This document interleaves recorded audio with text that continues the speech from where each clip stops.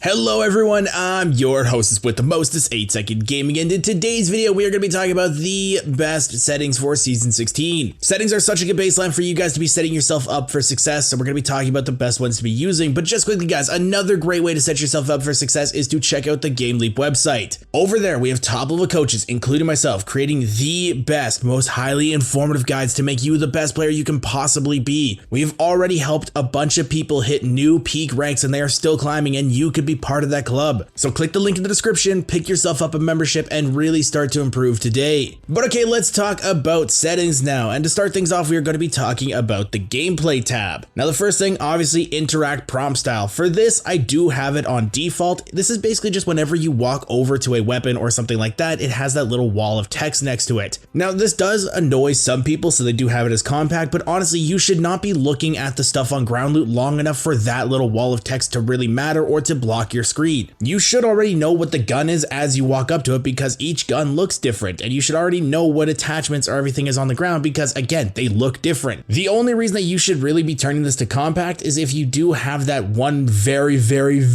specific situation where you're trying to crouch behind an attachment and the wall of text is blocking you, but I've played thousands of hours and that's never happened to me. Next up, we have button hints. Now I leave this as on because it's just something that I do. All this does is remind you on your HUD what buttons everything is bound to. Some people do like to turn this off because it makes a cleaner HUD, but honestly it doesn't really affect anything, so you can do this on or off. Next up, crosshair damage feedback. This should always be off. No ifs, ands, or buts. I see a lot of people that are still running with this on, and guys, you gotta stop. Basically what this does is just give you a hit marker saying, hey, you actually shot this person, but it gives unnecessary clutter to your reticle and makes it harder for you to hit more shots. You'll already know that you're hitting somebody because the damage numbers are popping up. You don't need any more clutter to your screen. Turn this off. And speaking of the damage numbers, that is our next thing that we got to talk about, and for that you should always have it as stacking. Never turn this off because you do need to give accurate callouts to your teammates about how much you are hitting somebody for. If you hit them for 140 but you have your damage numbers off, you don't know what to say. But you also should not have them as floating because then you got to add everything up in your head and you're not that fast at math. Callouts need to be quick, precise, and to the point. You can't say I hit him for 13 3 times. Nobody wants to add that up in your head. Just give them the direct callout because you have the stacking damage numbers, and don't do both. That's just way too much clutter to your screen. Just have it on stacking. It's better. Trust me. Now next up we have ping opacity. Again, I just have this as default because it does not bother me. If you have teammates that ping stuff constantly, you might want to turn this to faded, but my teammates are really good with pings and I've never really had an issue with solo queuing either. This is just a personal preference. It won't give you a competitive advantage if you have it as a default or faded. Just do what you like. Now next up we got to talk about minimap rotation, and you should have this as off. You do not want your minimap spinning as you are walking around. You always want it to be orientated to the north as the top and south as the bottom. That way, again, you can give more precise to the point callouts. You'll know just by checking your minimap quickly which direction you're facing and can give just better callouts to your team to help you in fights. People that have minimap rotation on, it might mess them up. It might make their callouts a little bit weaker. Having minimap rotation off is the way to go. And another thing you want to have off is weapon auto cycle on empty. You should know how much ammo you have and when your gun is empty. You don't want things auto cycling because if you do have enough control over your weapons and you do pay attention, then you're going to be cycling it either way when you run out of ammo. And if it's on auto cycle and you cycle it again, you're going back to the gun that's empty, and that can cause you to shoot after your enemy and lose you the fight. This does require you to be a little bit more aware in fights and to your ammo, but honestly guys, it's more control to you and it's just a better option to have this as off. Now next up, auto sprint. This is more of a comfort level based off of what you like. I have it turned off because I do like to be in more control of my character and when and where they aren't sprinting. I do know that some controllers do play with auto sprint on because it causes less stick drift over the long run, so if you are a controller player you might want to try testing it out, but having it off does give you a little bit more control of your character in specific situations, so that is why I do recommend that you have it off if you don't care about stick drift or if you don't really have any other options. Double tap sprint, have this off. I don't really see any situation that you should have this on. It's just a lot better to run the default sprint keybind. Now jetpack control, this is specifically for Valkyrie players. It does not affect any other legend. You should have this on hold. I do hear that some controller players like it on toggle because it does give them a little bit more control with their rockets, but having it on hold just gives you more control as a player, so hold is definitely the way to go. Moving forward, incoming damage feedback. This should be on 2D. This is basically just a little arrow that pops up showing you the direction of where someone's shooting you. If you have it on 3D or both, it's just a lot more unnecessary screen clutter. You don't want to have any screen clutter in Apex if you can help it because the game already has a ton of it built in. When you have it on 2D, it's just a little basic arrow. You still get the information, but it's just less space taking up on your screen. Now, taking damage closes death box or crafting menu. This should always be off. It doesn't matter if you're an MNK player or a controller player, everybody should have this off because if you need to do an armor swap or craft in zone, it just makes everything just a lot better. It's a nice quality of life feature. Trust me, once you get used to it, because if somebody does shoot you, you're gonna have to close out manually. But once you do kind of get that feeling, it's just so much better. Hop up, pop up, I do leave this as on because it's kind of like the same thing as the interact prompt style. It's just a quality of life that doesn't really affect anything. Play around with it, see if you want to turn it off. If you haven't noticed it, then it's probably not something that you really care about. Just, you know, do whatever you want. Now, anonymous mode and streamer mode. I actually do recommend that everybody turns this on, even if you are not a streamer. What this does, instead of seeing somebody's name like Billy Joe Bob 320, you see Horizon 7276 or Mirage 1234, that kind of stuff. And a lot of people would think that that doesn't really give you a competitive advantage, but trust me guys, it does, because a lot of people do solo queue, or even if you're not solo queuing, sometimes teammates just have bad callouts. With this, you can be a lot more self-reliant, because with this, you can see in the kill feed if a teammate cracks a Pathfinder and then another teammate gets a knock, but you see that they knocked a Mad Maggie, you know that that Pathfinder is still weak. Or if somebody cracks a Pathfinder and then a Pathfinder goes down, then you know that the other two have not really been hit. This just makes it so you don't have to rely on teammates as much, and a lot of people don't want to rely on teammates, so have these on. Now, the last thing that really matters in the gameplay tab is the performance display. You should have this on if you can. All this really does is show you your frames, your ping, your input lag, stuff like that, but it is really nice to know if you're having a ping spike or if there is any input lag. This will affect your decision making when going into fights, because if you're lagging a bunch, don't fight. It's not worth it. Wait until your ping goes down. Now, I will touch on colorblind settings just a little bit. If you're not colorblind, you don't really have to use them. Some people do use colorblind settings because they like the look of specific things, but honestly, I haven't used colorblind settings in the thousands of hours that I have on Apex, and it doesn't really affect me. This is just a personal choice for you unless you are actually colorblind, then use what you have to use. Now, I'm not going to be covering anything about keybinds or controller settings because those are personal. Do not copy somebody else's settings trying to become them. Go into the firing range, play around with what you specifically need to play around with, and become your own person and use your own settings. Trust me, just because you throw on some pro settings does not mean you're automatically going to be playing like them, and it might actually mess you up because they use specific keybinds or settings that work for them and not for other people. Once you can actually play around and dial in things that you specifically need as a player, you will be on a much better page. So just do what you need to do. But now let's talk about the video settings because these are pretty important. First off, for PC, you should always be on full screen. You should not be on borderless window or windowed because that will drop your frames per second. Full screen gives you just better options for FPS values. Now, the aspect ratio and the resolution, again, these are personal choices. Some people do like to play around with these. I leave them as native because they don't really affect anything for me personally. If you want to change them though, there's not really a thing that I can tell you to change it to because again, it's personal preference and what you like. Something I will tell you to do though is to change your brightness. Having a little bit of a brighter game is a better option because sometimes the maps can get a little dark and you do want to see people that potentially are ratting there. You don't want to crank it super high though. A really good setting that I use is around 60%. Some people do 65, some people do 63. I personally do 60. Raise it a little bit, see if you like it. If you need to raise it a little bit more, do that. Again, just play around with it. Now for FOV, there are a few different ones that people like to use. You should be using an FOV that is a little bit higher than the normal setting because you do want to see more of the map. Sometimes if your FOV is too low, you can't see somebody that's coming around a corner and you get shot because of it. Now, some people do run 110 FOV, but in my opinion, that is a little bit too stretched and it starts to add kind of like a weird fisheye bubble effect. And that actually can mess up your sensitivity a little bit because the higher the FOV, the more it affects your sensitivity. One that I've been using for years now, and the one that I will stick with until I die is 104 FOV. It's wide enough that you can see a lot of things, but it's not too wide to give you that weird distorted effect, and it's really good for sensitivities. Honestly, try out 104, you will thank me later. Now the next two things are FOV ability scaling and sprint view shake. For FOV ability scaling, you should have this tool disabled 100%, no ifs, ands, or buts again. What this does basically is whenever a character uses a speed boost like a Bloodhound ultimate or a Octane stim, this just kind of widens your field of view, and if you remember, like I said a couple seconds ago, FOV affects your sensitivity. So if your FOV is constantly changing in fights, your sensitivity is going to be all over the place and you are going to get affected by it. You want this off, it'll help you in fights. But next up, sprint view shake. This is just how much your screen shakes as you're moving around. You don't want to have any screen shake, so turn this to minimal. And honestly, the movement from that just makes me want to throw up. It makes my head hurt. I don't know how anybody can play with this. Turn this to minimal. Again, it's just so much better. Now moving into the advanced stuff, this is going to be for PC players, but there are a few things that I do recommend here. A lot of it is personal choice based off what your computer can handle. Honestly, when Apex first came out, my computer was absolutely horrible and I had to play on the lowest graphics, and I actually did get clowned on a lot because of how my game looked. So do things based off what your computer is capable of. But one thing that I do recommend turning off is VSync. This causes a lot of random screen tearing and it's just a much better quality of life feature to have it turned off. Unless you are a massive computer nerd and run VSync for a very specific reason, it's just not worth running. Turn it off. The next thing is NVIDIA Reflex. If you have an NVIDIA graphics card, this can be used to reduce the system latency, and then it's also just a little bit better for your PC. I do recommend using enabled plus boost, but sometimes I just run enabled. It really just kind of depends again on your PC. Play with both, see which one you prefer. Now sun shadow coverage, sun shadow detail, and spot shadow detail, these should all be low or disabled. This will kind of just help with your shadows a little bit, make it so you don't mistake them as people as often, and just kind of help you out in those specific aspects. And then impact marks and ragdolls, I do have these disabled or low because these don't really affect anything in game, but it will reduce the load on your CPU, making it so it's not as intensive and will help you get better performance from your computer. So I do recommend turning these off. Again, you could use the model details or effect details to low as well if your CPU is still running very high, but that will make the game look a little worse, and some people like to have a nice pretty game. But if you guys are looking to stay up to date with the latest and greatest Apex Legends tips, tricks, and news, don't forget to smash that like and subscribe button. Thank you all for watching. I hope you enjoyed the video. Once again, I'm 8 Second Gaming. I'll see you guys in the next one.